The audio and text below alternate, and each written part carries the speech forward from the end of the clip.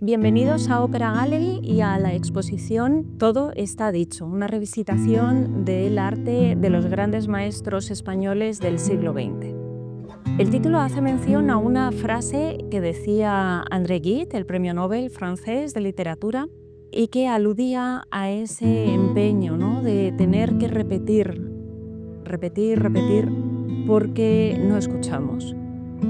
Arrancamos la exposición con una fotografía que nos va a enmarcar de manera anecdótica un periodo largo, muy largo, de la historia de nuestro país. Es una fotografía del Premio Nacional Cristóbal Lara que se titula La Marcha y que es ya de 1978. Vemos un escenario que parece propio de un poema lorquiano, un silencio de cal y mirto. Hay un grafiti de Marilyn Monroe, una imagen muy pop y que nos lleva a esa ansia de pintar, de trabajar, esa ansia de libertad. La exposición se enmarca cronológicamente desde el nacimiento de Picasso, desde el año 1881, que nace hasta 1957, año del nacimiento de Miquel Barceló. Hay algo que afortunadamente estamos abordando mucho en los últimos tiempos y es la mujer y Picasso. Es una buena excusa para ver que históricamente había un maltrato, ¿no? La figura de la mujer estaba más denostada, lo vemos en la historia del arte, lo vemos en la historia de nuestros días, y es también un momento, ¿no?, clave para poder denunciar y cambiar este paradigma asimilado en el pasado. No podía faltar la obra de otro de los grandes artistas, podríamos llamarle holístico del siglo XX, como es Joan Miró.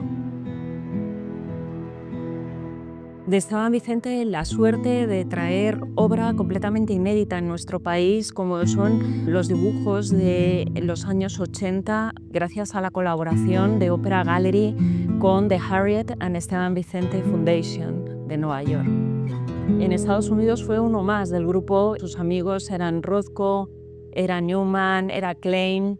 Esa búsqueda de la abstracción, de una abstracción que llevó él al lirismo, esa descomposición siempre del paisaje en esas formas sutiles, en esos colores y en conseguir de nuevo esa esencia.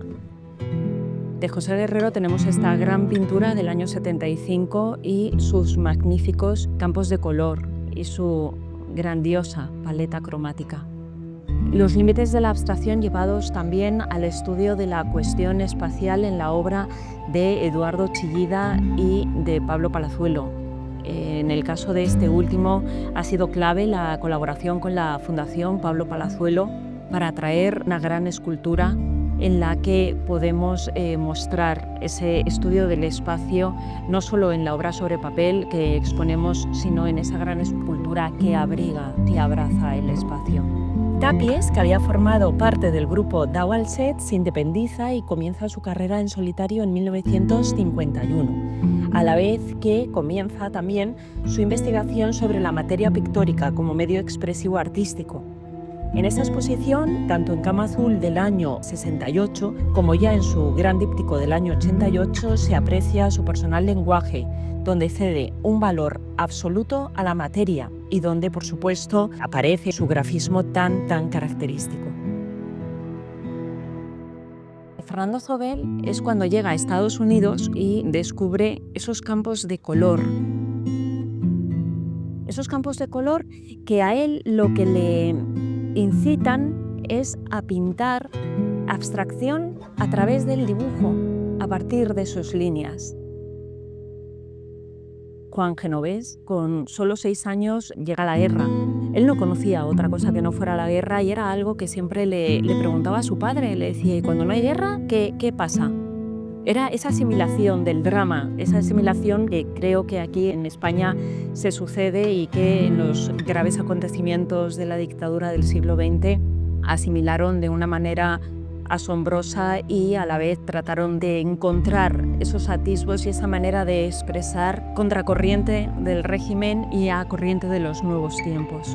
Tenemos piezas claves de Antonio Saura, Mirra, que es un cuadro anterior incluso al Grupo El Paso, un cuadro del año 1956, donde ya impera esas pinceladas, esa gestualidad de la obra tan intelectual a la vez de Antonio Saura. Tenemos la suerte en esta exposición de contar con obra reciente de Luis Gordillo. obra que ha pintado ex profeso para Todo está dicho. Siempre hay ese resueño de la figuración, siempre está la pintura inconsciente, siempre está ese gran control de la paleta y ese gran universo que no podemos más que reconocer como suyo, tan propio, tan personal. Del maestro Rafael Canogar, integrante del Grupo El Paso y principal representante del informalismo español, traemos a la exposición piezas claves dentro de su dilatada carrera artística que muestra su siempre coherencia compositiva. En la obra de Lena Sins que mostramos en esta exposición y que aúna todo su universo creativo, la tradición constructivista de la vanguardia del 20, la computación, la teoría de la información e incluso su paso por la Universidad de Columbia, el estudio de la semiótica con el grande Noam Chomsky. Hablando de equipos y de grupos artísticos que demuestran que la unión hace la fuerza en un calvario y en una opresión de décadas que se vivieron aquí en España, está el equipo Crónica al que perteneció Manolo Valdés y del que tenemos una pintura, una recreación del cuadro de las Meninas, que nos da la bienvenida a la exposición. En Manolo Valdés vemos luego desde el año 1982, que arranca su carrera en solitario, cómo se van tendiendo puentes entre su disciplina pictórica y su lenguaje escultórico. Es fascinante ver cómo en la escultura incorpora el color, incorpora elementos propios de la pintura y a la inversa. En la pintura encontramos materiales que solemos asociar al volumen. Es una pintura escultórica, es una pintura que desde que empieza su carrera en solitario le añade esa corporeidad, ese deleite por la superficie, nos pasa también en la escultura, y ese crear una paleta muy propia a través del óleo y de la arpillera.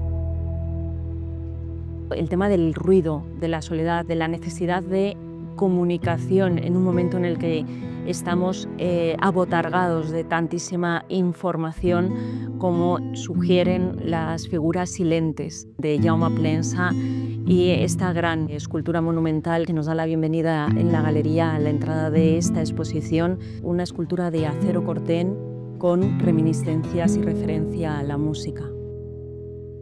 En Cristina Iglesias, la idea de explorar un espacio inmerso en otro es uno de los temas habituales en su obra.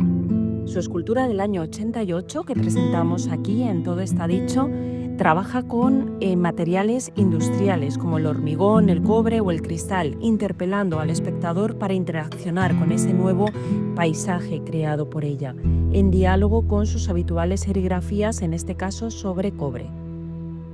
De Miquel Barceló traemos sendas pinturas de los años 80 y 90 en las que se aprecia su pintura figurativa de tendencia expresionista. Más reciente, su fondo marino del año 2004, que nos atrapa con su sensibilidad matérica. Tenemos la oportunidad, en Todo está dicho, de contemplar la obra de los grandes maestros del siglo XX en España y de sentir ese intercambio de ideas y esa complicidad que se establece entre las diferentes obras y los diferentes artistas.